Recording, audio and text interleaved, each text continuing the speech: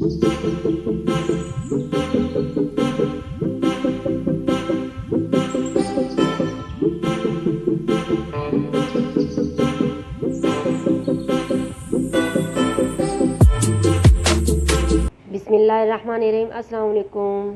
क्या हाल है आप सब के? कैसे हैं आप सब? आई होप कि आप सब खैरियत से होंगे। Welcome to my channel cooking with sisters. आज मैं आपको बनाना सिखाऊंगी बेक्ड समोसे। इसे ना तो हम डीप फ्राई करेंगे ना शैलो फ्राई, बल्कि बेक करेंगे। तो ये देखें, ये समोसे हैं। आप तमाम लोग प्लीज़ फ्राई चीज़ों से एहतियात करें, क्योंकि उससे गला ख़राब होता है और फिर गले का इन्फेक्शन शुरू हो जाता है और उससे फिर बहुत ज़्यादा बीमारियां फैलती हैं।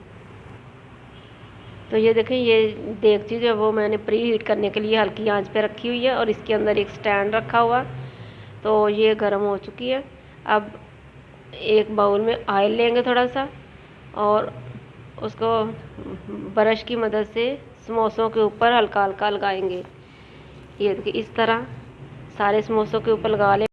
इतना ऑयल तो बनता है ना, फ्राई नहीं करेंगे, शैलो नहीं फ्राई नहीं करेंगे तो फिर थोड़ा सा तो ऑयल लगाना पड़ेगा। तो ये देखिए, इस तरह लगाएंगे और फिर इसको देगची के अंदर रखते जाएंगे। इंशाल्लाह ये बहुत मज़े के बनेंगे। इसको वन बाय वन देगची के अंदर रखेंगे और फिर इसके बाद मीडियम आंच कर देंगे। ना तो आपने फ्लेम को हाई रखना है और ना ही लो, मीडियम आंच पे ही इसको पकाएंगे। तो ये देखिए, इस तरह मैं सारे रख दूंगी।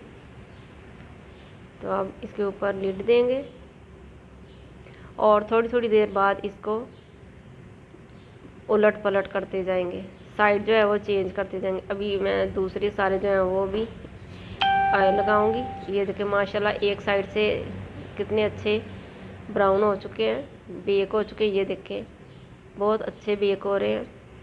इसको अब मैं दूसरी साइड पे करती जाऊंगी।